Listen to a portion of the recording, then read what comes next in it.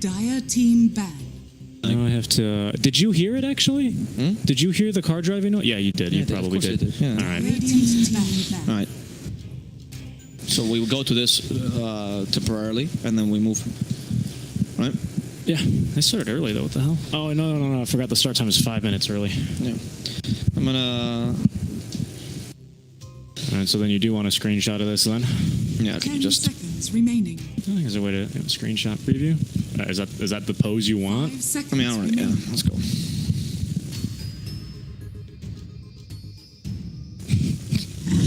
I don't know where the screenshot's saved to, though. I actually wanted to ask drop. Whatever. We'll screenshot for the second match. It's fine. Alrighty. Just transition. Okay. I'm ready.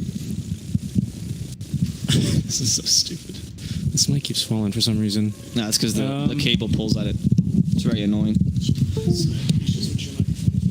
What do you mean? 10 seconds. Oh, because I'm turning. All right.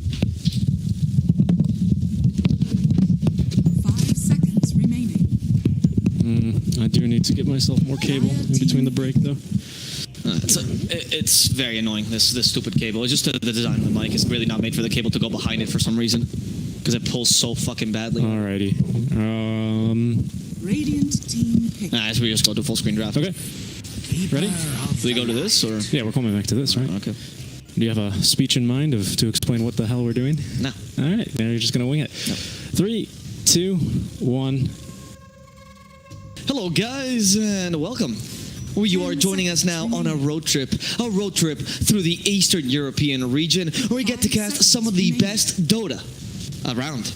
We're going to be casting the lower division for the ESL DPC Eastern European League, and we have been set up on this wonderful voyage, as today we wait up for the game to start between Hustlers and Bait. Yeah, indeed. We got our own little broadcast van here, but they made us drive it ourselves all the way through Eastern Europe. So can you please look at the road? You irresponsible man. It's fine. We're just a straight road. But we do have a draft underway here for our first match, the Hustlers, a name that's been Latinized, but I will not try and pronounce, versus B8. So we'll go ahead and transition on over and see what we got going here for our draft of game number 1. Yeah, so you guys can see the full screen draft clearly, right? We don't want you guys to miss any Dota action. We will continue driving on this unsafe road as we cast this wonderful game.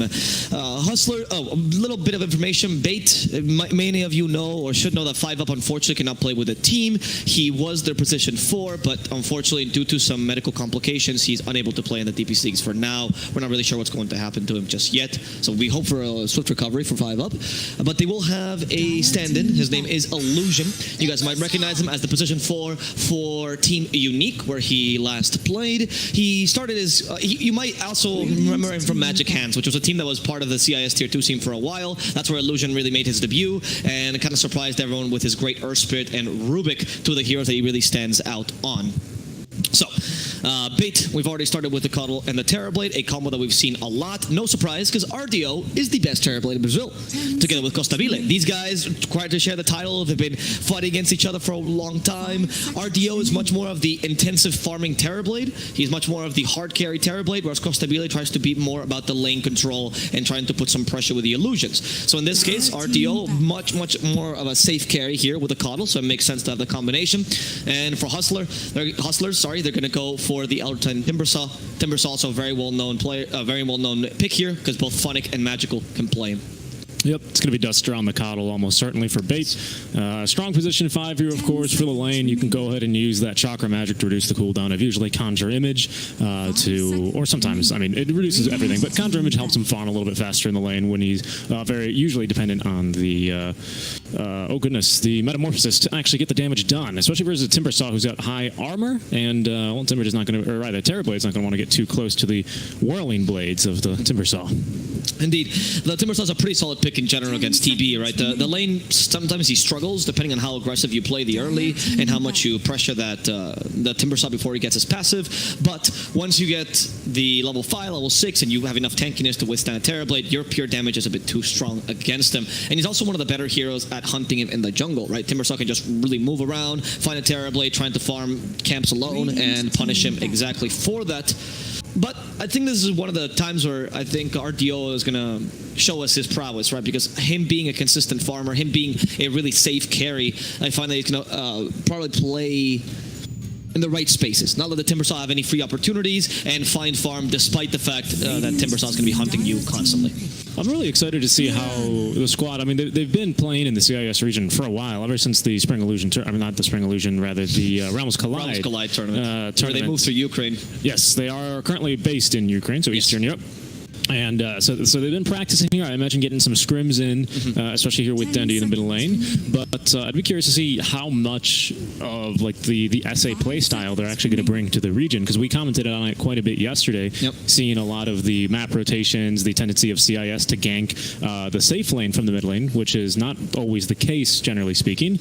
And I want to see if Bait maybe bring a different spin here to the lower division here in CIS. Judging by the interviews that Astini's been giving, where he's been literally smack-talking SA up and down the aisle, I don't know, because he does seem to be much more, if anything, he idolizes the European and CIS styles, which he kind of jumbles up in one bag. I'm not really sure. I think we can maybe find a mix, because part of the reason why they came here, originally when they came here, was that they thought they could learn more from the scrims in CIS, or sorry, in Eastern Europe, or in general European teams, because Ukraine is somewhere in between, right? So you can play with both sides very easily. So, I don't know. Bait could be a mix, or they could have completely become the Russian team that we love, or the Ukrainian team that we know and love, with Dendy's guidance. Yeah. Dando in the mid lane. There's going to be the Dark Willow. Okay. Good position for. Leaves your support duo, in my opinion, a little bit weak. The Coddle's not really between the 10 and 25-minute mark. He doesn't have a whole lot of impact while he's looking to be farming his Aghanim Scepter. The Dark Willow, though, does give you a little bit of the solo kill potential, especially against a Timbersaw. The root's very, very strong against him, of course. So you can actually kill him pretty easily with Bedlam, even at level 1, versus the Timber, as long as he doesn't have max reactive armor for that regen. But the Coddle, I feel like, doesn't provide you a whole lot. He is very, very good with this solar bind ability at actually slowing and basically getting a stun onto Timber if he tries to Timber chain away. That's true. But it doesn't, I don't know. It seems a little bit underwhelming, especially compared to the ET Marana. Oh, 100%. The solar bind, I mean, ask Jenkins what he thinks about that ability. The solar bind is an ability that is easily countered by TPs, that Timbersaw can still proceed to Timber chain afterwards, so it's, as I say, basically a stun because it can't move, but you can still Timber chain places, right? That's a good point, yeah. It'll reduce you to minimum move speed, which is 100, which is not a stun, right? It's important to state. Oh, wow. Interesting. So here they pick up a Drow Ranger for Hustlers, which, okay, seems to work with their lineup. They have some really nice Vanguard on the Timbersaw and Elder Titan, good protection. Not necessarily a save, but certainly still a strong lineup for a Drow. But what's interesting to me more is that Bait has decided to then answer with a Tide Hunter. Usually a really bad lane matchup against Drow. His Anchor Smash did get buffed recently in terms of the range, right? So you can actually hit range heroes a bit better, but Drow is just too far off. And I know it's one of their comfort heroes, especially Sexy Fat has been playing the Tide for quite a while. He definitely loves the hero, and he's coming back into the meta a bit more, so I can see that line of thinking, but against Drow, the laning is going to be really tough for you. And right now, the laning in general for Bait is looking a bit tough, because the Terrorblade might be able to win their early levels, but Timbersaw, I can believe, comes up on top. Marana is a much more efficient ganker, and Timbersaw is great for Marana because she can gank him. She can gank him in really early. Timbersaw can be left alone super early. It's not a big deal. Yep, once it gets 4 and 5, really, is the time the Marana can start farming the jungle, farming up her Yule Scepter this game, probably to be able to solo kill the Coddle or at least lock him down. Yeah. Send some fishing arrows mid. Yeah, that's my major concern here. It looks like Bait are kind of setting themselves up to get crushed in the laning stage after like the first 3 levels. Yeah. But maybe it's all a Bait. Who knows? It's all, I think it seems like they might be trying to go for the mid game, right? Where they just kind of recover in the mid game, take advantage of Tide, Willow, and Coddle, where they do have really strong teamfight abilities, and then trust Terrorblade to carry them in the late. It wouldn't be a bad idea if Terrorblade didn't have such a bad core-to-core matchup against Drow, because all your base armor goes poof, and Drow just destroys you really easily. So maybe not the best of idea. I don't know. The last pick is also for Hustlers. It's going to be Magical's pick, and we've already banned his OD, which is no surprise there, especially considering that the heroes come back into the meta. Magical used to play a lot of OD before. You can still run a Kunkka here if you want to do the combo with the arrow, which is really effective, or even something simple like an Ember. Yeah. I think for bait, I think you're going to be looking to capitalize potentially on the lack of area damage that we really have. Drought Ranger is amazing versus a single target, even if it is a TB, but maybe you can pick up something here. I'm not sure any mid laners that are illusion based or like building Manta, something like that. Yeah, something with a dispel is what you're thinking, or no? I'm thinking of like lots of illusions. Oh, here, okay. Because that's what. Yeah, that's kind of what the Hustlers lack at this moment. Drought doesn't deal well versus crowds. Yeah, but you can go for the Axe Maelstrom build then, right? Like, it's not. I don't think it's impossible for Drought to deal with illusions. I don't think it's such a straight counter. It's like if those clinks, sure. I wouldn't risk it for the mid lane. I could see that. I wouldn't risk it for the mid lane right now. I feel like bait. Oh, they've actually banned the Ember. Ban the Ember, ban the Storm. You want to go for something consistent. Extend these hero pool. Pudge. I mean, on the tanky side, though, I wouldn't mind, first of all, Kunkka, or alternatively, even a DK, but you're up against a Timbersaw, right? Like, you just want something that can't die to the Mirana gank. I think if Hustlers want to play around the Mirana, it's going to be very, very difficult here. I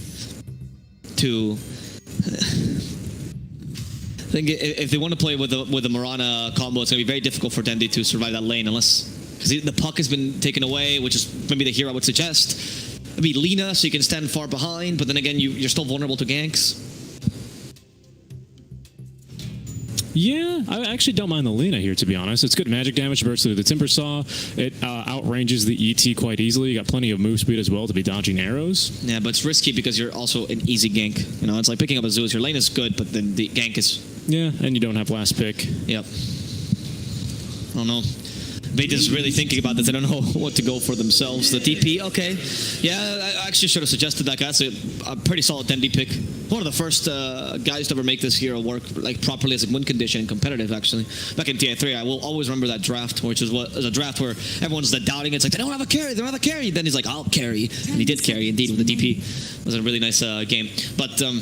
yeah, I guess DP's fine. She's not that vulnerable to ganks. She stops the Kunkka from being a strong pick, which is what Hustlers probably was going to go for now. Yeah, especially because, like you said, it's the easiest arrow setup in the world. It's almost 100% guaranteed. He's also great against TB. He's great against Tidehunter. I mean, you might still want to go Kunkka, to be honest, because it's still so good against the rest of the Yeah, I mean, it's not that bad. I mean, you're going to get pushed out of lane really, really early on, and you run the risk of losing your mid tower, which normally opens up the map for enemies. But who's going to be running at you this game? DP, Tidehunter, Willow? Like, I don't think so. Yeah. It's not. Maybe if there was a Nyx assassin here on the bait squad, I could see it. They're going to go with the Viper instead. Yeah, okay. go for the simple... I mean, you already got really solid lanes, so you might as well go for something that will secure that even further. Viper's a great matchup against Death Prophet. Viper's great against Tidehunter, also solid against Terrorblade. Not a bad pick in general. And if they do go for a Will-O-Wisp, now you have a second one apart from the Drought Ranger that can hit it, right? On top of the Mirana. So, I like it. I think it's a solid... I actually like the draft considerably more by Hustlers. I'm not really sure... the Tidehunter pick doesn't give me too much confidence. I don't think the Terrorblade is going to have an easy game. I know it's one of RDO's comfort picks, but if there's ever a game where he's going to lose on TB, it's going to be this one. Yeah. I would side with Hustlers, honestly. I mean, coming into this match, Bait was looking really strong in the close qualifiers, but... I will say their team fight is magnitudes better here than Hustlers, though. That is true. I mean, and if they set up for a tower siege and still have Ravage to use, and they haven't popped meta, and maybe meta BKB is ready to be used, and it's just Dendi sieging the tower with Sexy Fat probably tanking as well, I don't really see such an easy way for the Hustlers to try and actually engage and actually stop that push. I think that's where they will have difficulties this game, but overall, I think the draft is going to be a bit better. Sorry about the sound issues, guys. We just realized with the 5 minutes, we're going to try to make sure that doesn't happen again. Might be on the touching of the cables.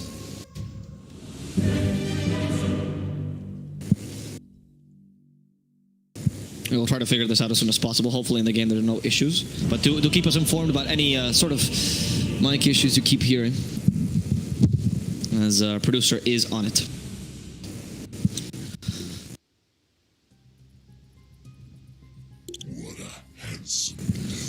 Alright, let's see how this works out for both teams. Yeah, kitty, kitty, kitty. There are better deaths. There are better deaths. So, as the teams get ready, we have, of course, the pause. People don't know this, but actually an SA tradition to pause in the beginning of the game, so you must do this, of course. Please state the reason of the pause. I love that ESL admins are so serious, but it's SA, man. It's just tradition. Back in the day, you know... Oh, When Dota was played in Peru back in the 1500s, you know, this is how they decided essentially who would get. This is how wars happened. They would just gauge wars against each other. In the Dota client back in the 1500s, of course. And so they, of course, always had to pause in the beginning so that generals could walk up to each other and decide what the rules of the game were. Because, of course, back then computers didn't exist, you fools. So they had to play Dota with people. The generals had to meet mid and say dash all pick. Yeah, exactly. What dire enable? I don't remember it. And it was a whole ordeal because, you know, if I want to pick a Tidehunter, I have to make a whole Tidehunter dress for my warriors, you know. I have to make sure that he has, like, fish to throw at people. It was very confusing. You guys don't understand. What are it called? Zoomers are very used to the PC version of Dota. And I'm glad. But unfortunately, back then, it was much harder to play this game. It was. Yep. This is going to be the case here as we take a look at our starting items and what our lanes are actually going to end up looking like. Thank you. Getting unpaused. Yeah, so DPC, says Duster. Already learning a little bit here. That's going to be... That's from Vamos. I know DPC is. Yeah, but Duster is Brazilian. Oh, that's right, he is. Yeah. Well, my Portuguese is not up to par, however. I actually don't know either what to say. I'm sorry. I'm on the Peruvian side, but it was the Brazilians that moved to Europe instead. I'm glad I get to cast these guys, though, still in the European region. I'm missing SA a bit, so it's nice to see that the Brazilians gave me this little break, right? No matter where bait goes, I will be casting them, it seems like. There it is. Confirmed biased caster. We've got I literally just said Hustlers was going to win. A nice ward here in the lane, watching over the top bounty rune. Yeah. Roshan at this page of the game is maybe if someone runs in there. Can you check that ward for a second? Which ward? The ward Dire put down here. And, actually, after the fight, no fear, no. Yeah, so can you check where it goes to, though? Like, near the mid lane? Oh, so it goes behind the tree. So you can... that's interesting. So you can actually check this ward if you go behind the tree. So that's how you usually go and check the wards, right? If the tower hits you behind that tree, then you're able to know there's a ward around here. But I guess that ward is much harder to de-ward, so I think that's the idea behind it. It gives you similar vision, but there's no way I would guess the ward is up there. If I was a support, some context clues, why are all these trees chopped down, right? Yeah, if I was a support and I saw that, I would notice that, but I think they're going to regrow in time. A lot of these players, you have to remember, played in the era of Dota when you could use Quelling Blade on wards, so it wasn't too infrequent for supports to actually pick up a Quelling Blade simply for that purpose and engage in de-warding wars. It was always really fun to watch. But also, a lot of supports will sometimes still pick up a Quelling Blade on occasions to drop down some sneaky observers like that. So it's not too uncommon, but we'll see here if it's going to get picked up. King R, he did check. He checked only in this pocket, though, and I don't think this one doesn't reach all the way. So the tower didn't attack him, and that ward is safe for now. Yeah, I'm telling you, dude, it's not a bad warding spot. I actually kind of like it. See, Bait is already learning new strats in the CIS region, or the Eastern European region, sorry. And let's see how this lane goes. I mean, I think the Viper versus Death Prophet lane is really tough for DP because Viper just pushes the lane. He has better lane control than you, especially early. And as Death Prophet, you kind of have to make the choice. Should I just max Script Swarm so I can have better lane control and can deal with this? Or should I go for the Spirit Siphon and have a better ganking ability and just gank early? It's tough. But luckily, once you reach level 6, you usually can push Viper out of the lane with the Exorcism. One gank and you can do that. Yeah, exactly. And if Viper leaves the lane, DP is going to get your tower. So it's not the easiest calculus in the world to decide whether or not you actually want to venture into one of the side lanes and go for a gank. So Marana casually pulling the wave. Expected that Illuminate to come, though, from Duster, so easily dodging that one. All right, so right now the Marana is going to be staying mostly behind, I guess getting some levels. Myphonic does his own thing as well. Usually it's around level 4 or 5 when you can start leaving the Timbersaw completely alone in the lane, especially because he didn't go for level 1 passive or level 2 passive. So it's the 2 levels in passive that make you tanky again. And the bottom lane seems like Tide is actually doing decently for now against Drow. Not struggling too much. He is. This could be Illusion doing a lot of work here. I suspect the Tide is not going to be able to get too close to Lightless ever, reasonably speaking, because those Frost Arrows do quite the number. And on the melee heroes who just try and run away from the Drow, it allows her to get off plenty more auto attacks out for basically free. The good news is that even without the passive here, which we still don't have at level 2, of course, Funnick's not really any danger here of dying to RDO unless there's the Metamorphosis. So he just has to play wisely around that. But he has Timber Chain, so as soon as meta comes out, he's just out of there and he's going to wait it out. Yeah, exactly, right? So that's what the Timbersaw... That's why the Timbersaw is... You can push him out of lane temporarily, but he's just not going to die to you, right? As opposed to other tanky offlaners that might struggle a bit more against the extra damage in meta. And the bottom lane, we are seeing that ET unfortunately is not very useful this lane because Anchor Smash takes away a chunk of your damage, and you can't really trade against Tide effectively. Dark Willow, as you mentioned, is also pretty strong lane support, but at least Drow should be able to last it. The only difficulty is that when Drow is this close to tower, you do miss a lot of last hits. Your animation is trash. That's true. The good news is he does reduce your base damage there, as there's going to be a kill mid lane. Magical taking the dive onto Dendy's tower, and he's going to come out alive as well on the other end with the healing self.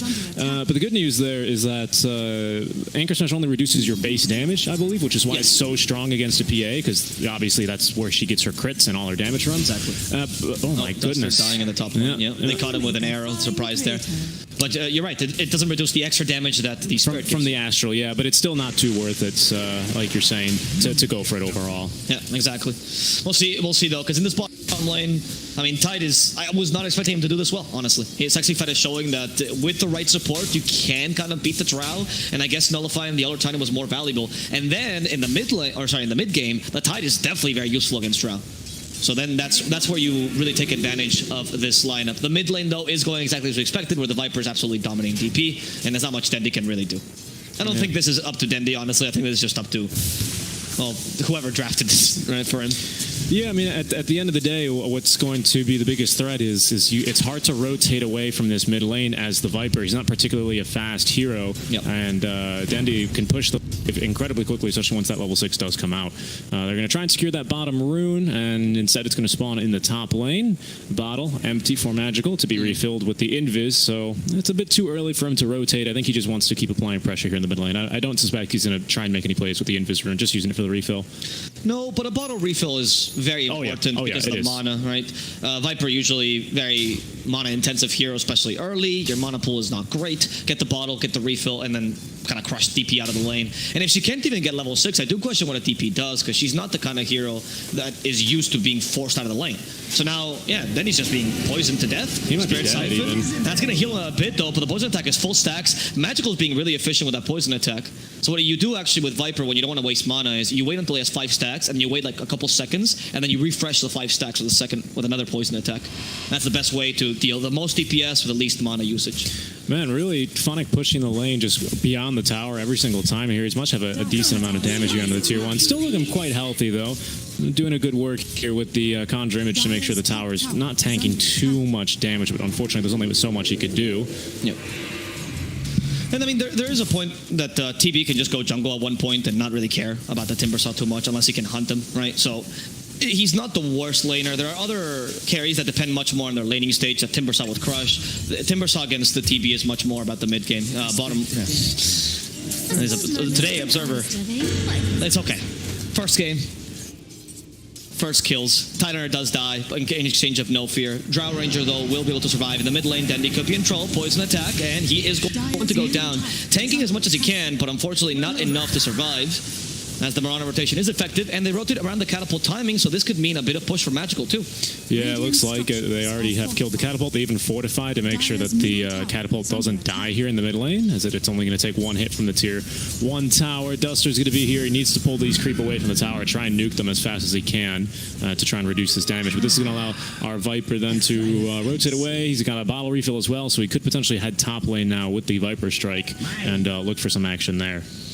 We'll see what Viper decides to do. The top lane rotation is the safest one, because one of the advantages of Viper is you can also push lanes rather quickly, so if he terribly just leaves, go for the tower, it's fine too. There's 2 engagements going on, one in the bottom lane against Sexy Fat, and top Kailh has been found as well. Let's see what happens here to poor No Fear. Top, they're going to finish off the Kailh really easily, and bottom, the team fight continues. As he gets a really nice double stomp. No Fear, lightless though, not level 6 yet, so you lack the damage to really turn this into a kill.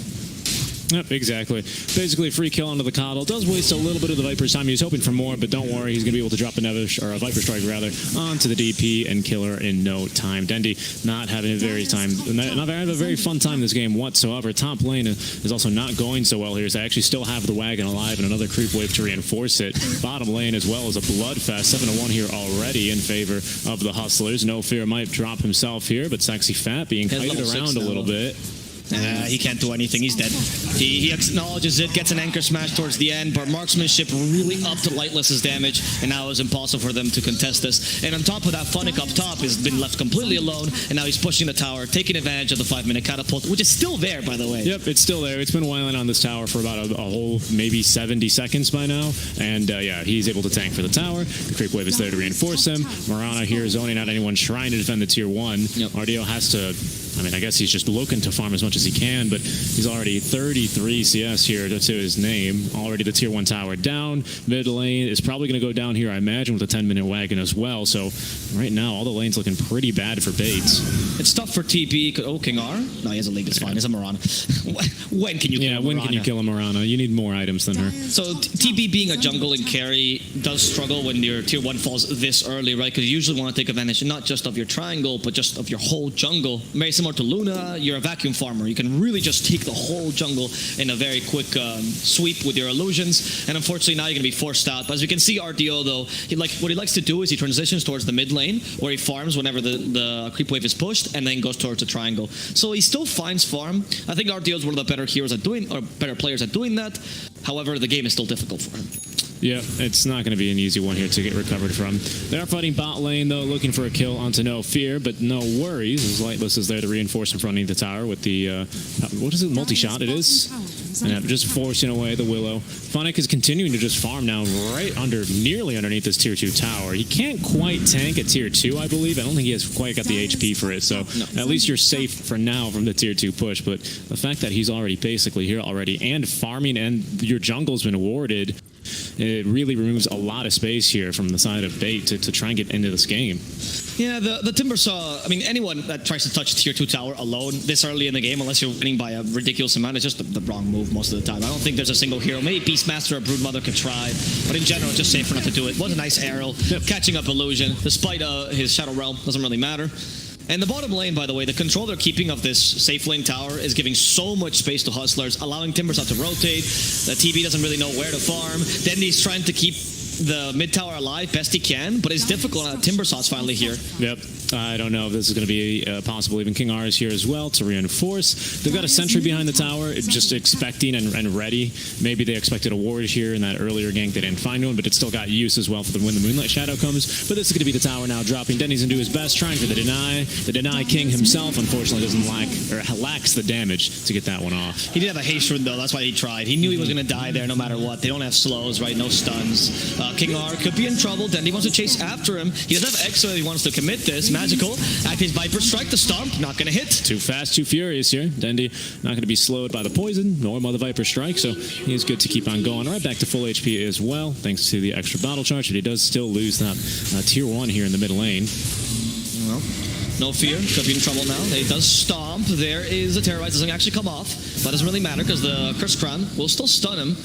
They can't continue this initiation, though. It seems like the options for Bait in the early game are very limited. In fact, now, talk about limited options, Dark Willow almost got destroyed by a single combo by the Timbersaw. Yeah, that's looking real terrifying here at this point already.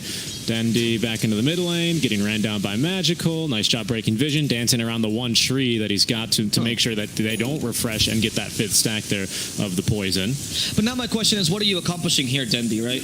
What are you doing? Because the tower's already been pushed. You're not longer defending that. In fact, this lane, once it pushes past the river, is a bit safer for TB to farm. So maybe you should be leaving that farm to TB, because he's not having any space. He's going from like triangle to the lower jungle. Yeah. I don't think, I mean, I agree with you. I just think it should be the DP prioritized in getting farm at least for another 4 minutes before she has an item, right? She doesn't even have upgraded boots yet, Abo. I mean, and you want her to, I mean, where else does she farm is the question. She does farm a little bit nicer when she does have that Crypt Swarm. It scales quite nicely, but she still needs that level 4 Crypt Swarm. And you know, not going to give her the light of day here is Magical. He's going to force Dendy away and back just to find whatever farm he can. There's at least a little stack of the Ancients coming along, but they'll be lucky if that's not invaded here quite soon by the Hustlers.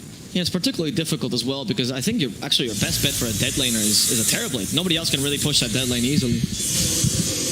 So we'll see if that works out for them. Funnick in the bottom lane. They're going to try. Okay, pushing out with the Exorcism and knowing Ravage is up, so they do have an advantage here. I don't think Hustlers is even inclined to fight this too much. They've got this tier 1 tower alive for a really long time. Already got a lot of space out of it. Oh, yeah. Yeah, Drow's already farming top lane, basically, with the ET. Timber's going to be here to try and nuke the wave, make it a little bit more annoying. Morana's fishing for some arrows, hopefully trying to land one, probably on a sexy fat here to lock him down and make sure the Ravage doesn't come out. Maybe then you can call in the reinforcements. But already, the Hustler is making a move towards this tier 2 tower. It's going to force out a Fortify out from bait, so they're not going to lose too much. It's also the wagon wave, so they're happy to fortify this one as well, to nuke it down.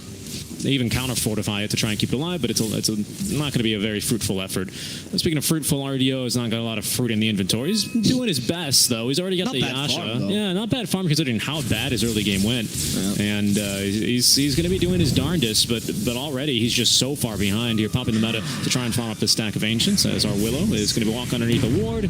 The Stomp is off the mark, and maybe under the Shadow Realm. Yep, she's going to be allowed to leave. Probably Willow's the best one to scout. Like, she's a really good person to break smokes, know where the enemy team is. The Kailh can be the one to also push the dead lane. Right now, they're trying to give this farm to the cores. But every time the Kailh shows up, honestly, they can just dive him. That's another problem, right? Mirana could just arrow him while he's illuminating, or Timbersaw could just dive him. And I don't think that Bait has much to contest this with. Like, look, they're actually pushing top tier tower with only a couple heroes. Timbersaw's not even there. They know that they can beat this no matter what. They just are hoping to push him there. The Earth Splitter will hit. Very nice arrow. And Dark Willow's dead. Goodbye. Tidehunter leaves in time, though, so she's tanking to some degree the gank, you could say. Yeah, she is, but unfortunately, you know, it's all about where you take fights and what you can get immediately after, and it looks like a tier 2 is going to be the reward for the kill onto the Willow, which is a really, really good trade here at this point for the Hustlers. It's 13 minutes in, and they have now sieged down this tier 2 tower. Bait, despite having better team fight here, are not feeling inclined to try and defend it, and I have to agree with that call here. I don't know how the team fight goes for them. They still don't have Exo for another 20 seconds. I don't see a good way for the Tidehunter to walk in and try and get a Ravage onto either the Viper or the Drow Ranger. That's kind of a big problem of the Tidehunter, especially versus the Drow, who can just gust him away if he's getting too close. But against ranged heroes, right, we saw this yesterday where it's really, in the Riki game rather, where it's hard to get ranged damage dealers in one AoE because they're able to stand further away and do their thing. Yeah, that's why I think that maybe Tide this game should have opted for the early Blink Dagger as soon as possible, right? Even maybe just a full mobility build with Blink Dagger 4 stuff. Because your other two cores are very weak against Drow. Like, DP gets bursted by Drow, TB cannot last against Drow due to how she reduces your base armor, or well, how she takes it away. Sexy Fat's gonna go. You even have an ET, by the way, which I haven't even mentioned as a counter to TB. Duster's gonna die here really easily. Yeah, he is. Yeah, it's true, right? The natural order there on the hero, on the Titan himself, even though he doesn't have a point in it, is going to eventually reduce his base armor by 100, which at this stage of the game would be 23 armor. Yeah, exactly. And that either you get the natural order or the marksmanship procs. Either or, TB's armor is useless. You're real good to go there. And you're not really a hero that can afford to build armor items like Assault Cuirass. Like, I've never really seen a TB with Assault Cuirass, which is usually the best option for Drow.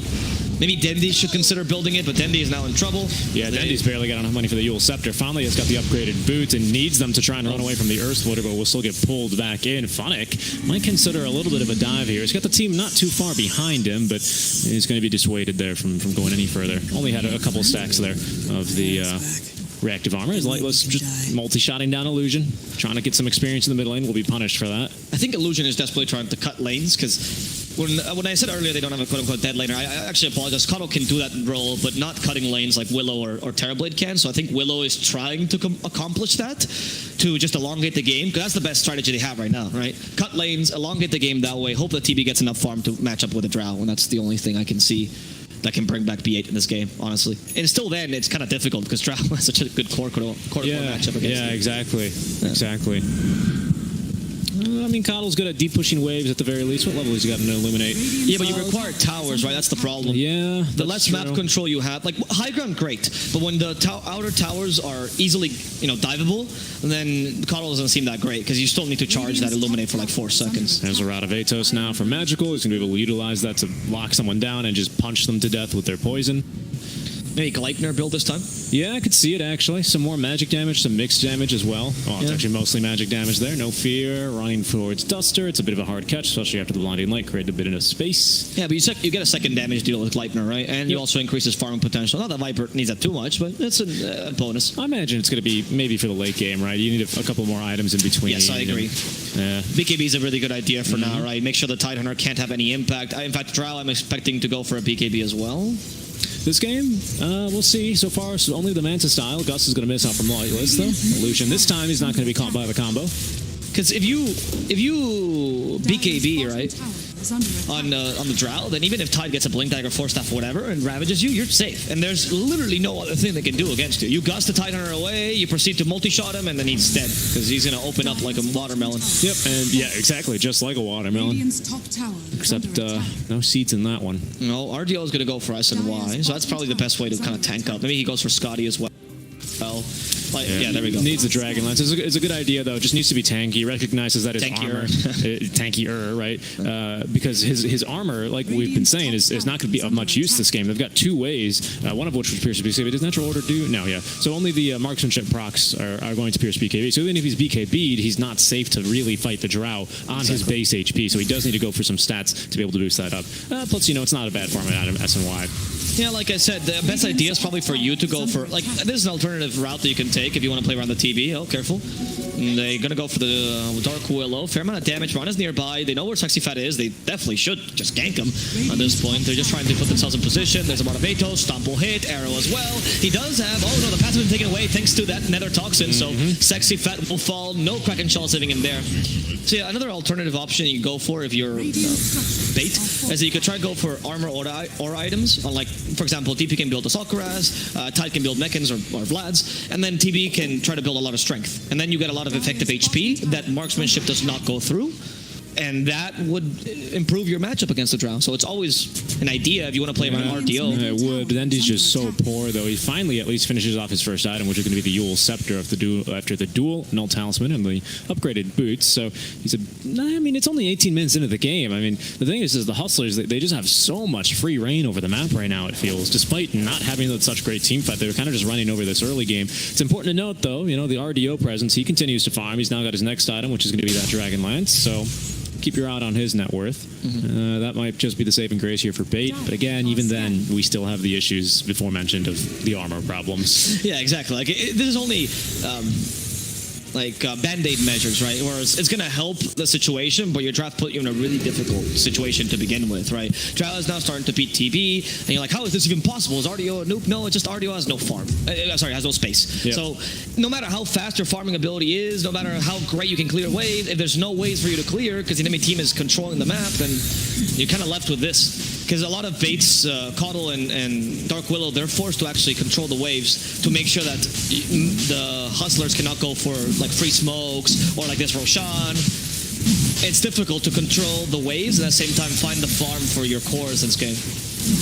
Nice guess by the TV, but what are you going to do? You can't contest this. Yeah, no, not at all. I think they're just using it for the information. How many heroes are here? Can we push one more wave in this bottom lane? Get an extra 200-300 gold. Yeah. That's really what the intel is, right? Because Dota's a lot like StarCraft, where you react and need to react to information that you do and do not have available on the map, right? Yep. It's really easy from our point of view, and using...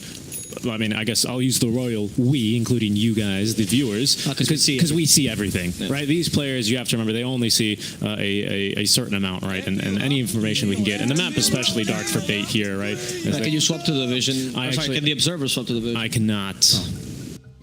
You cannot. The observer can't. Nope, I can't. The observer's a fool. Well, unfortunate. Nope. Sorry. I can explain later. Yeah. Bait is going to... therefore farm kind of safely, right? Mainly on their triangle. And you can notice that they're actually putting a lot of effort into the triangle. And it's defensive wards, right? Some areas, look at two wards they're right double on top covered. of each other. Everyone always likes to de-ward here for obvious reasons, because sometimes the ward is chilling here, sometimes it's up here, but usually this sentry will cover both places, but usually this one can sneak away. Yep. Sometimes team will like to ward here, sentry here, though, so it's still not like the safest ward, but it will provide at least supplementary vision. It's a backup ward, which could potentially actually win you a fight, get you an extra kill here and there, at least net you farm, because you know it's definitely safe. Farm, RDO, they say, farm! Yeah, because they're right now they're saying, we want to fight around this area. It's not so much for the rotational wars to give us information, it's just to farm around this area. Yep. There's a fight maybe going on. The Kailh does bring back ND. Phonic TP's in time, and okay. Yep. Wait, a bunch of wasted time, wasted smoke as well. B8 feels pretty bad about this. Yeah, that's not a very fun one. They use the recall as well. Well, they might be able to actually counter-engage. Uh-oh, that's a very dangerous stairwell duster. He's going to find an ET, channeling the Echo Stomp, an arrow to follow up from King R. Does get off at least the Glimmer Cape, but they've got plenty of detection, dropping the Sentry and the Dust just to make sure they actually guarantee themselves the kill. 14-1 then. Who was the person that died here on the Hustlers? Do you remember? What do you mean? Well, the one person that died, they got a kill on... I actually don't know. I don't know either. I'm going to check, but I'm going to wager. I think it's the ET. Oh, I thought it was Tim. It is the ET. Oh, well. Yeah, look at me. I mean, that just makes sense based off of, I mean, his role in this game, right? It's been quite a passive game, though, at least for V8. They've just been trying to save farm as much as possible. They caught out someone here. It's Dark Willow. Yeah, this time will hit thanks to the Yule Scepter. Arrow 2. Oh, my goodness. It's a lot of damage. Shadow Realm doesn't matter here. No, they've actually got really great counters to the Shadow Realm, and they're going to be looking to push this wave down. Kailh doing his best here to nuke the wave. Dendy as well will join in for the CS, but Lightless, at this point, can kind of just tank the tower. With Aegis in tow, you're not really scared of much. Yeah, exactly. And they take the tier 2 here, no problem, no fear, tanky. And Sexy Fat's like, guys, I just want to use one Ravage. I haven't seen a single Ravage this game. He's never had the opportunity. They want to preserve the high ground, but of course, Hustles aren't going to give them the opportunity unless Magical just walks into the enemy high ground and dies to the TV for free. Okay, that will happen sometimes. Exorcism used when they chase after Lightless, but unfortunately they don't have enough catch here to do this. Oh, Lightless still wants to fight this. What a dodge there on the Gus. He's going to go for more, though. He has the Yule Center still available, so he could catch one person. He does. It's just so hard. I mean, who do you catch? The Marana? I mean, I guess then you have the follow-up to Silence, but your team's just not going to be as fast as you there. So kill onto the offlaner as Magical will join the Death Club here for the side of Hustlers. He has to buy a courier now. Not entirely sure why Magical did that, to be honest. I mean, it was so obvious that they were in the enemy high ground, right? Because I mean, I know that we have obviously all the information, but it should have been quite obvious that they're in the triangle perpetually. They've been there the whole game anyway. Yeah, I mean, didn't see them anywhere else. And there's our Willow Illusion. My goodness, getting chunked by the multi-shot there. One shot that he actually... A bigger arrow that Marana carries as well. Thrown there. Going for the Aghanim Scepter here for our bottom. Yep. We'll see what happens against this high ground now. I mean, do they still have the... Yeah, they've got Aegis for another minute. Okay, so, I mean, Drow is okay, Aegis carrier, right? You still stand far away from the tower. Phonic is going to tank it regardless, right? You don't have Ravage right now as bait. Maybe they're just waiting for that. Maybe Magical was actually trying to bait to the Ravage, no joke. Yeah, it could have been. It could have been. Yeah, I mean, at the end of the day, it's not really the biggest deal in the world, right? It's just the mid lane Viper dying once. It's a little silly for sure. It should always be Timbersaw leading the charge, but maybe that's a learning experience there. They still have some fight within them here, Bait, but they don't have a Ravage, and they don't have an Exorcism, which means this push is almost free here from the side of the Hustlers. Yeah, the Kaull's doing what he can, but this is when you see that Kailh is decent high ground defender, but not the only one. Nice Yule Scepter dodge there of the arrow. And Dendy was almost dead, but the Rax will still fall. 10 seconds left here on this Aegis. How long for the Ravage to come up online now? Yeah. So they're going to make the call to back. That's still a while, 30 seconds and around 30 seconds for both. But rather safe than sorry. Tier 3 tower and back.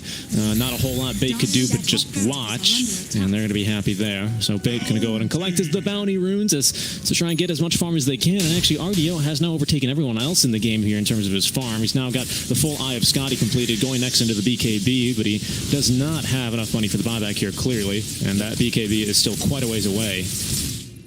Yep. Don't know if... Oh, okay, King R, that could be a decent kill. He has multiple leaps. He must TP, though. And Yule Scepter, he's going to be fine. Yeah, they don't look at this. They're so afraid of even going for a Marana. I mean, because look who's coming here. It's already no fear. He's going to drop down an Earth Splitter preemptively. The eliminates good damage. Walking into another route, though, is going to get you killed. Okay, well played by RDO. Very little commitment to this kill. Just going in with the illusions. Worked out. Nice Primal Maze as well there. I mean, they are getting... It's impressive how long they're holding on for a game that's been lost from minute 1, right, for them. They're doing a really good job of still fighting farm regardless. RDO is leading the net worth chart, which is impressive for him. Yeah, I mean, he's got 3 items here. He's making his way towards the 4th one at the very least. And this is going to be a dangerous proposition, though. Bait, Magical farming in a really good spot here, making sure to hold the high ground. It's going to be Funnick breaking the smoke, so going to try and jump onto him. They're recalling Dendy back in the fight. There's the Yule Scepter set up now for the Timber Saw. That's going to be setting up for the silence. Nicely done. Free kill there onto Funnick. Unfortunately, tanks the gank. And that kill is going to be another one here into the pockets of Bait, who now are going to look for their 3rd tower of the game. And it's the mid-tier 1. Let's see what happens as the tower will fall immediately. RDO maybe looking to go for a tier 2 as well. They do have the option here. Ravage is still up, and so is Exorcism. So there's no reason why they shouldn't at least try to force a fight, maybe. But I understand that they don't want to die at this tower, right? If they fight near the tower, you're giving Hustlers a chance to just end the game here. Yep, exactly. Pretty much. They can just run it right back down mid lane. Even if they lose, like, the Viper, the ET, the Drow alone can probably get a lane of racks. Although the Death Timers, they can't be that long here. 54 seconds on RDO is significant, though. Yeah, I like how safely Bait is playing, though. They know that any single mistake can mean death right now, and they've managed to kind of recover a bit in terms of the map. TB is now farmed enough that he's actually a powerful hero. He's 3k above the Drow Ranger as well in terms of farm, who still does not have a BKB, so she's still vulnerable to the Ravage. They still are in this, honestly. Yeah, good positioning here by Illusion. He's going to break the smoke, look to try and run away. He's got a Yule Scepter of his own. Just buying time here for the team, who's continuing to farm bot lane altogether. Willow taking plenty of damage. Arrow setup after she wakes up. Very rude awakening there. Her own Yule Scepter now. Lots of time, lots of space, but will it be enough? Oh, Lightless is just running in. He's in the middle of 4 enemy heroes right now, but Bait, they don't want to risk this. So the DD Rune is kind of sketchy here. They could commit a Ravage, however, if they wanted to. It looks like they're going to be recalling someone on. There's going to be the Blinding Light. Ravage used. The Hurricane Pike's not going to create enough space here for Lightless. Do they have the damage? What they a kill. do. What an important kill for Bait. That was massive. And killing him in double damage, I mean, double damage didn't end up mattering because there was 4 heroes around him. I don't know if Lightless just got a bit too cocky, or he was trying to use the fact that he saw Bait was being really scared to try to take extra advantage of their fear, right? No fear was like, no fear. Okay. Anyway, so there, I don't know what Hustlers was planning, and they're making small mistakes, which is not going to cost them the game. Not a single one of these mistakes, but a pattern of behavior like this, like Mirana dying here as well, could be a big deal for them. They lack the damage, so I think, do they have Bedlam available? They should. Illusion could just use it here up on the Yule Scepter. There's the Bedlam. King R has a Blink Dagger. Yeah, he's at it for a while here. And that is going to surprise Illusion, or not surprise him, but that's going to... He was hoping to get the damage there. Exactly, with to the stop Wisp. the proc, yep.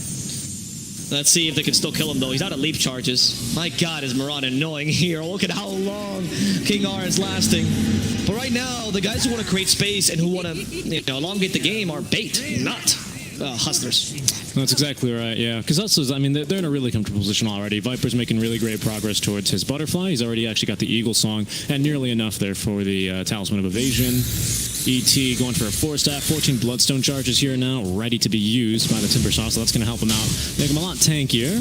Sexy Fett is closing in on the Blink Dagger, but he's just, whatever farm that he can get is also the farm of the TBs at this point. Whatever is yours is mine, says RDO, and he's completely right. He's got the BKB now, so he's farmed up that complete item. At this point, he's actually nearly 4K, we'll call it 3.5K here, ahead of the Viper, who is going to be the most farmed on the side of the Hustlers. Yeah, and Viper, can we just check if what he decided to go? He's going Butterfly. So somewhere, it's like a hybrid build, right, where you're tanky enough and you have mobility and some catch, but you're also going for some damage items to make sure that in the late game, you're much more impactful. The problem here is that for a Viper now, ever since they took away the silence at level 25, you don't really have the utility build as powerful as it used to be. Because before, you just hit level 25 and you're one of the most powerful heroes in the game. But now, whether Toxin Cooldown or Poison Attack affects buildings, they're both decent, but they're much more suited towards a DPS Viper than a utility tank Viper. Sexy Fett's going to have Ravage in 10 seconds. He's going to have Blink Dagger around the same time. Dendy ready to go with the Exorcism. Finally. Now the E-Blade. Yeah, finally. Looks like a Shiva's Guard is going to be the move for Dendy as well. So bonus armor. That's going to help, of course, because the marksmanship only goes through your base armor, not all that green armor that you have Same to the with right natural of it. order. So any Same with armor natural items order, here are correct. super value. You don't want any agility, or I mean, obviously we're going to buy them, but agility is not the name of the game here because that also adds to your base armor. You're looking for any sort of extra armor, which is why maybe Tide should consider going for the Flads eventually, or Mechanism. Oh, he has Greaves. Okay, I mean, he's got Greaves already. That's pretty good. Yeah. So that's armor for himself and a bit of armor for TB. And here's the Blink Dagger. They're going to smoke up immediately. Probably recall either RDO or Dendi into this fight, I'd imagine. Is Dendi as well ready to fight with the Shiva's Guard? BKB 10-second duration here, ready to go on RDO as well, along with, of course, the Eye of Scotty. He's been farming here for 30 minutes, kicked out of the lane around minute 4, Avo. They're going to get one fight here where perhaps they can overwhelm the Hustlers. I mean, it's again Lightless farming alone in the top lane. You could punish this. You could. They don't know, of course. They don't know. We know. But they don't know. He doesn't have BKB yet, so this would be a huge deal. He realized now that BKB is a necessity. Yeah, he realizes after that these guys BKB, he can kind of just freely leave, and then there's absolutely no concern. Nothing to go through BKB until we get a Basher or the Abyssal on RDO. They're going to know a Draw Ranger was nearby because of the Scotty illusions, but can't really capitalize on it. As I believe, yep, that's going to be the ET's Courier here in the pit. So everyone knows that Roche is back, and he's got some cheese for whoever can slay him. And now it's actually a bit more of a blunder if you want to go for Roche as Hustlers, right? Yeah. Because you have to fight against Ravage, you have to fight against, well, Connell's Blinding Light, kind of annoying in the pit as well. You have to fight against the Exorcism. I imagine that Sexy Fat has not shown the Blink Dagger yet. I hope he's probably just been chilling in the jungle, farming, not farming any creep waves is really what we mean by that, right? Yeah, you can never really guarantee that you're not under an observer, but that's true. Yeah, exactly. So I'm not really sure if he's gone under an observer, but he's tried his best not to do that, right?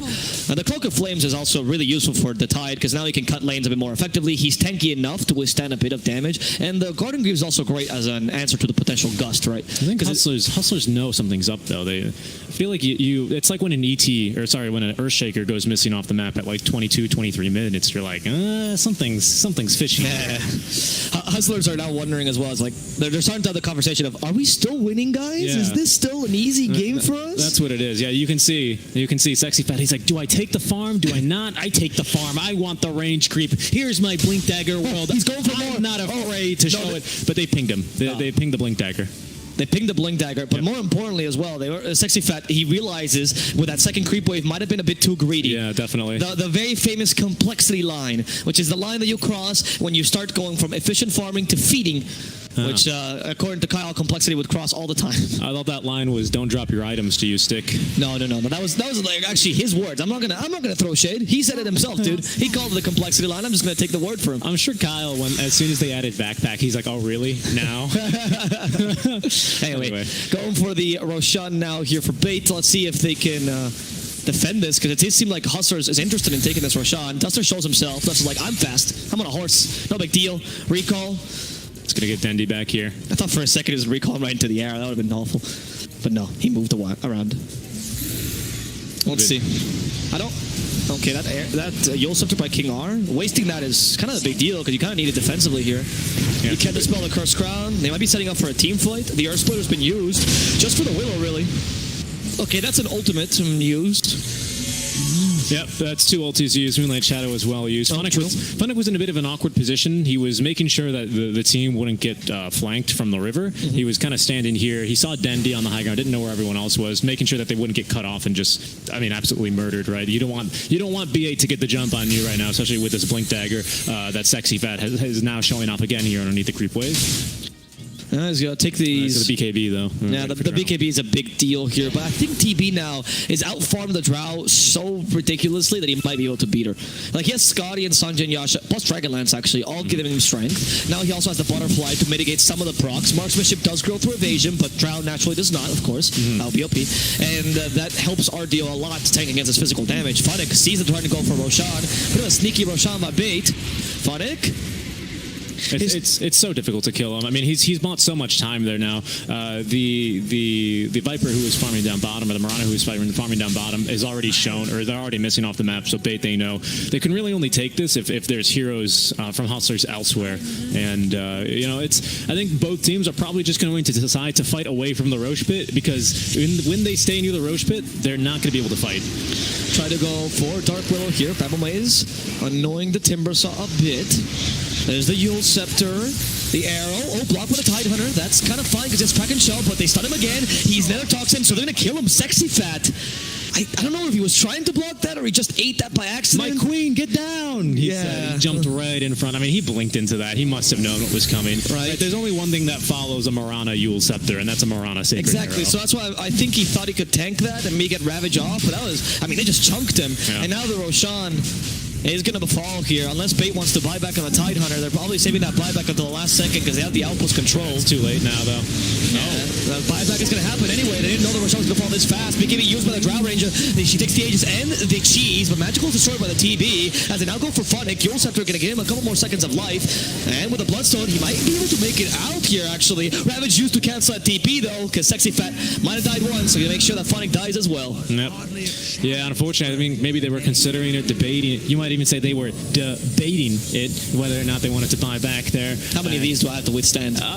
Well, it depends. I mean, How many do you have left in your chamber? It depends if Bait goes for 3 or not. And this is really, that's more of the limiting factor here. That's the limiting reagent. But it was a good fight. It was a good effort there for Bait. Drow preemptively using the BKB just to be able to secure the Roche. It's a 10-second BKB, which is not inconsequential here. They're going to start whittling those durations down. I don't believe Viper got his off, though. No, he did, actually. So he's down to a 9-second as well.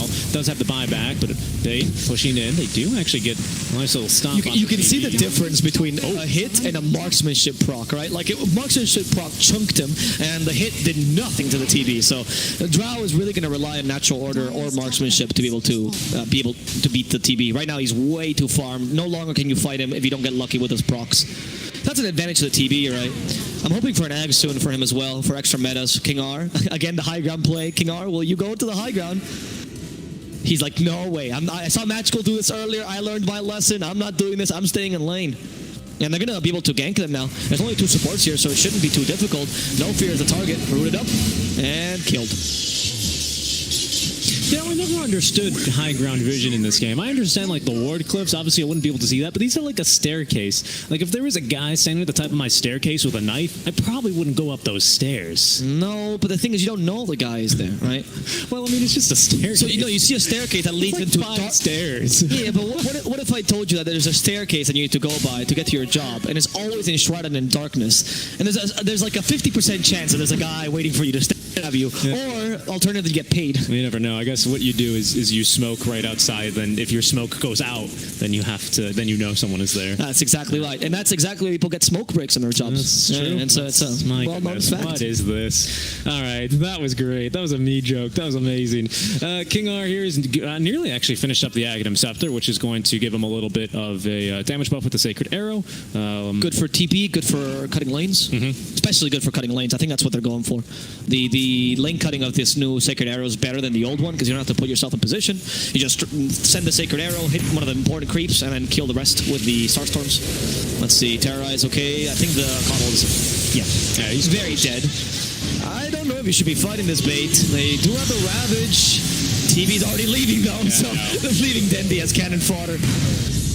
Yeah, 2 BKBs popped there. Not bad at all for the life of Dendi, who does have buyback, and of course the Kailh. Maybe a bit of miscommunication there by Dendi, because I saw RDO leaving well before Dendi decided that he had to leave as well, right? Maybe Dendi faked it, right? Maybe Dendi's like, hey, I'm going to scare them into thinking that we're going to fight. Because, I mean, it's a very real possibility, right? You take a look at the vision here that Hustlers have, and it's very limited. In fact, they both actually have wards up here currently. But the rest of their jungle is dark, so they have no idea what's actually up those stairs. It could be a watermelon. That's true. Could not be a watermelon. You never could be a know. ghost lady. I mean, in this case, though, what Dendi did as well could have been said that he was protecting the Tidehunter, who has no buyback because he himself does have one. So that's another option. They hit the TB with the arrow, and TB's like, guys, I just want to play my game. Stings. He went back to Facebook for a second there. Let's see, Funnick. I'm not sure if they can... Yeah, I don't think Funnick is killable right now. Wow, Sexy Fat the damage. He's not in a good position. Again, no buyback. He's Nether Toxin on him. Not silenced. Sexy Fat has to heal thanks to the Guarding Greaves, but... Again, you really depend on this Ravage. They're trying to save Dendi's buyback, and for now, it's kind of working. They defended this tower pretty decently, and now Kailh has enough time to just push the lanes. He's been scouted. He dropped the ward down at least, which gives him a little bit more information, so no one can really easily hide behind these trees. 40 minutes in, still 20-9 here as Bait have kept themselves in this game here. Already, look at the 28K here for RDO. Now has the Butterfly on top of the MKB. Actually, no more room for the boots, going to be building off that Hurricane Pike, and I suppose at this point probably just hoping for like Force boots or something like that for the tier 5s, the way this game is going. I don't know. Force boots are better than Paladin Sword or like something like... I'm thinking what the best tier 5 item. I don't know. This game is maybe going to go for 60 minutes. Giant's Ring. Yeah. Let's go into happen. I think the TB now should be considering as well things like Ags and Ag Shard because again, you're out of slots. Ag Shard is that kind of decent on TB. We've seen it a couple times. I think Ags is very useful though on TB. The 10-second Metamorphosis and the Terror Wave, particularly against a Timbersaw, who I don't believe has any. Yeah, he doesn't have any magic immunity, so he's going to get hit by that Terror Wave every single time. Oh, smoking out of the base here. A solely out move here for Bates. It actually is a bait by Hustlers though. Aegis has been reclaimed. Arrow though might be able to scout them. They're going to be doing well to stay well out of the path of that. But they pinged it though. They think there's someone up there anyway. I'm not sure how they would. Oh, well, now they know that there's one there. Oh, Smoke's in a break. There's 3 people here de-warding. Certainly not expecting that move. Phonic looking to maybe try and run up these stairs, throwing in the Chakram. Another arrow here, nearly connecting with the likes of RDO. Again, just trying to farm Ancients here. The Marana is not really. Just if she hits someone, that's cool. But she really just wants to farm Ancients with her eggs. That's the objective, right? They're like, maybe TB's going to farm Ancients now. No. Maybe TB's going to farm Ancients now. No. So RDO much more disciplined. It's going for the flicker here. So 40 move speed, pretty good actually. Boots, yeah, and then the dispel is going to be very strong here. Super valuable. Silence. The blink can sometimes be very useful as well to get out another toxin in time, or to avoid an arrow that you know is going to hit you because a Yule Scepter. You know, there's options. I think flicker is actually one of the best tier 4 items ever since they added the dispel. Yeah, honestly. I agree. Second Chakram, the Aghanim Scepter here for Phonic. He's now got that one completed on himself. Wow, they really have time. If you have, are we going to see the flamethrower Timbersaw this game? Is that how much time we're going to get? We very well could. Yeah, we very well could. I think E-Blade being queued up by our Potom. Sexy Fat here has now the Gem of True Sight, so they're using this to try and get themselves any little bit of an edge they can get, although Sexy Fat is going to see plenty of Moonlight Shadowed heroes here with that Gem of True Sight. I don't know if he really wants to go in, and King R baiting Phonic running in, now finds Dendy on the back lines, immediately gets forced away. He will sept it up. It's going to be the Marana here in exchange. They will silence her, but not before she leaps out, as the Earth Splitter will connect onto 2. Lots of saber rattling here, but neither side really looking like they want to commit to this fight. Bates like, guys, just keep the high ground. They've done this once. They hit the coddle. That was pretty bad. He caught the arrow. He got it. Yeah, Phonic. Oh, nice force staff, saving him from the multi-shot and from the potential Timbersaw there. Phonic's like, guys, I don't know if I can die any longer. Is this what immortality feels like? He is pretty strong now, 4,100 HP. Praise the moon. I am immortal now. That might be a little bit out of position, though, as the team is skirmishing elsewhere. RDO keeping them at bay here with the mirror image illusions. Phonic, though, just so darn tanky. Only 4 stacks there of the ranked of armor, already up to 36, 37, basically, regen a second. Yeah, thanks to that Bloodstone, you know, the Hooded Defiance also helps a lot, because Spirit Siphon now, of course, magical, so you really, that's the biggest thing you need to tank. The Spirit Siphon is what's going to chunk you mostly. Dendy's almost got enough for BKB, but it'll leave him without buyback. Yeah, I don't know. That's worth it. I think the buyback is way too valuable at this point in the game. The patience by Bait, though, is impressive. I gotta say. I am very surprised with how patient they've been playing this game. Definitely they've been learning a bit from the European Dota. Well, they have. Well, they're making the jump in. Not too patient anymore. Another double Yule Scepter. No, triple Yules even now. Tornado Alley. Fourth one. What is going on? It is Tornado Alley. Careful here. That Sexy Fat running on in, perhaps looking for a Ravage. They might not need one on the Phonic, but careful. All that damage. They're doing quite the number to Sexy Fat. Eventually, they will hit him with a Solar Bind, which is going to prevent him from going any further. Yeah, my goodness. How? I was like back home in summer in Chicago. The tornado siren's always going off. 1, 2, 3, yeah. Where did that 4th Yules come from? I think it was a mini set. I'm not sure. Actually, wait, catch the... I was thinking if there was Lotus Mare, potentially another... Yules after Yules after Yules, man. That's what the game is. And Sexy Fat's like... Maybe if they all use their Cyclones, I can finally have a normal Ravage and I can initiate like a Tidehunter. You know, it's funny, in most games of Dota these days, I'm finding people want to have so much mobility, like ridiculous amounts of mobility, right? We're seeing a lot of morph into friendly Earthshakers to get around the map, building Ags just to do that, Monkey Kings going for the shards to be everywhere. In this game, everyone's decided, I want to play the game the least amount of time, so I'm just going to Cyclone myself for 2.5 seconds. Right, yeah, I would just stay static as long as possible.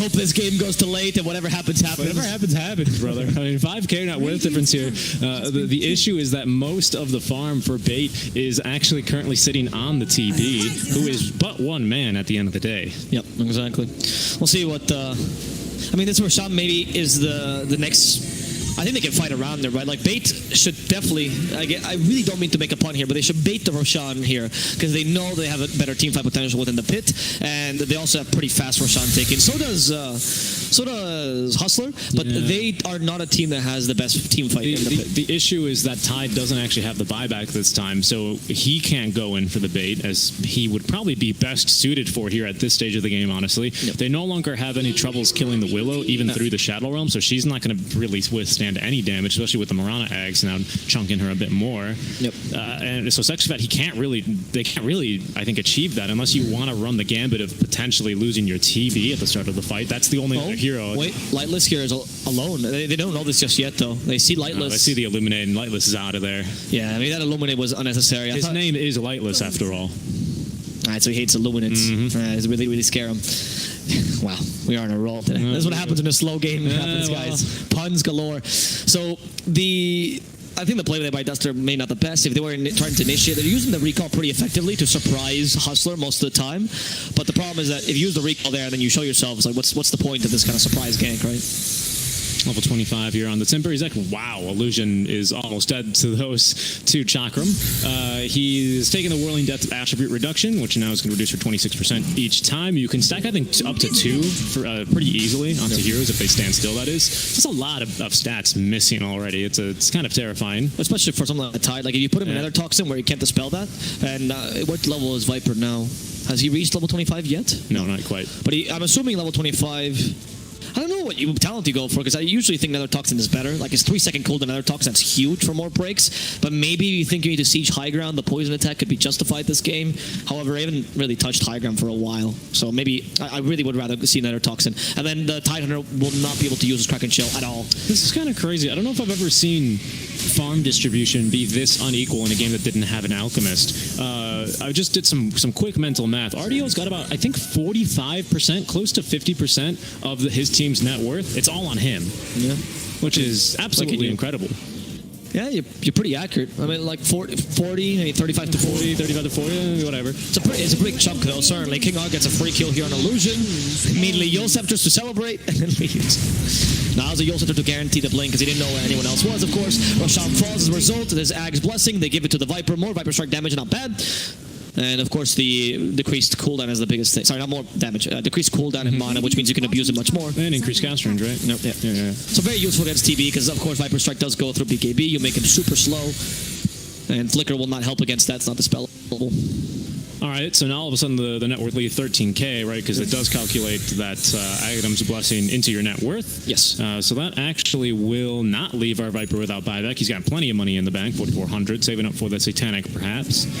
Already has the BKB, Boots of Travel. I mean, everyone is just so farmed here on the side of Hustlers. That's the issue is, yes, it's one man who's very strong, but I think you can really only get away with that if you've got like an Oracle or something like that, or a save of some kind. This game, it's 4 staffs and glimmers at the very least, but even those might not be enough. But at the same time, historically, there's always been heroes when a single man can change the course of history. In this case, RDO might be able to change the course of this match alone. If I know anything about South American Dota, this is how they love to play. So clearly their style is still a bit from the region, and I have seen some insane... I remember watching a game where an anti-mage alone was the only hero that was above the enemy net worth. Everyone else was below the position 5 support in his team, and they managed to carry it. That was Ban playing that. Unfortunately, Ban is now banned. No. Oh. He's one of the Elite Wolves stack. That was a good game, though. That was before he was banned. I unfortunately don't have that many references. Not very common to see it like a TV solo carry the game. Yeah, it's going to be a bit difficult. I mean, especially as we said, there are going to be that many different ways to play against him here. We actually now, of course, have the Heaven's Halberd up for the Timber Saw.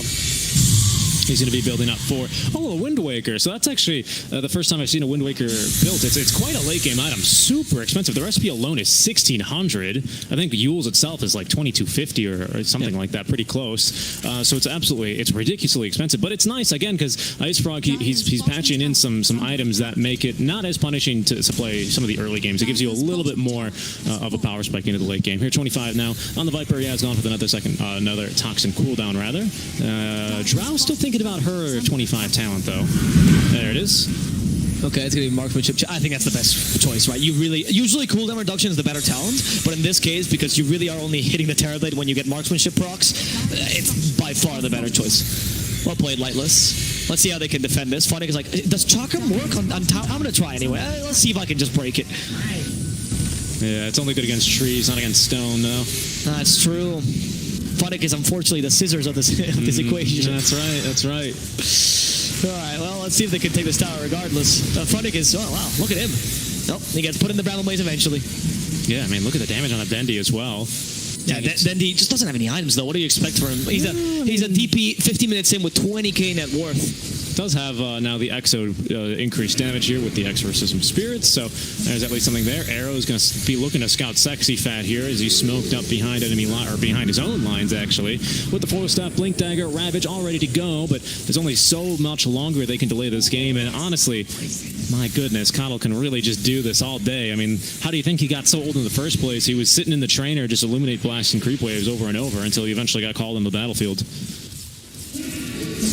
Funnick is just so strong right now. Viper's like, yeah, screw that. I'm going to go push the top lane. They might actually go for a kill onto him now. Moonlight Shadow, nice job there. Actually pushing him right back. There's going to be the Terror Wave now. The Aghanim Scepter purchase, but Funnick easily able to Tibbetchin away. Imagine when he gets the Wind Waker. Oh, wow. Well, they're going to kill the Dark Willow in a matter of seconds. Thank God for the Ghost after saving, though. Dendi could have been in trouble there as well.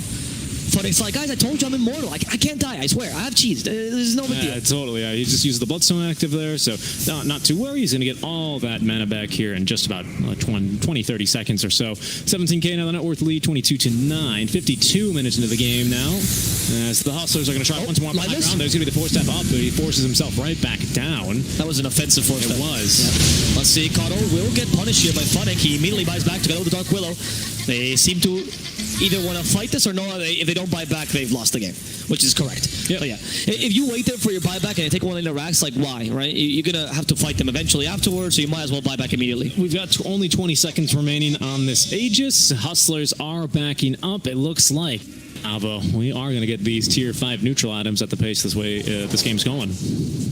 Yeah, so the snail pace this game is going 100%. Yeah, it is. Bait is the most excruciating death. Like this is like the Chinese water torture, the drop torture. Little by little, Bait is losing this game, but not quite there. They're just sticking on barely, hanging on to their life, and they're like, they don't even know what the win condition is. Besides, Terrorblade Super Farm wins this game. Yeah, right? I mean that's the idea. As he's now pushed above 40,000 gold here. Yeah, it's absolutely ridiculous how much farm he has. I mean, did I just see Kailh have shard? Can we just check? He might. No. Oh, no. No, you were wrong. No. The effect, I think they add the effect no matter what when he illuminates through his own heroes, and they usually shouldn't be. I think that's a little visual bug. I'm always confused. Oh, Divine Rapier time. Okay, all right. Is the game starting, Richard? Oh, it is. The game is starting. We have a smoke. All right, Bait have turned on their monitors. Game 1 between Hustlers and Bait. We have they are now exiting the laning stage here. Bait leaving the base. RDO's like, guys, creeps. Creeps. Who's taking the creeps? Creeps are they're gonna know. They're gonna know though. Dendi had to crypt swarm the wave, so now they know something's smoked up because it came from behind. They don't know the rapier's up though, so that could still be a big deal. They don't know about the rapier. That is absolutely true.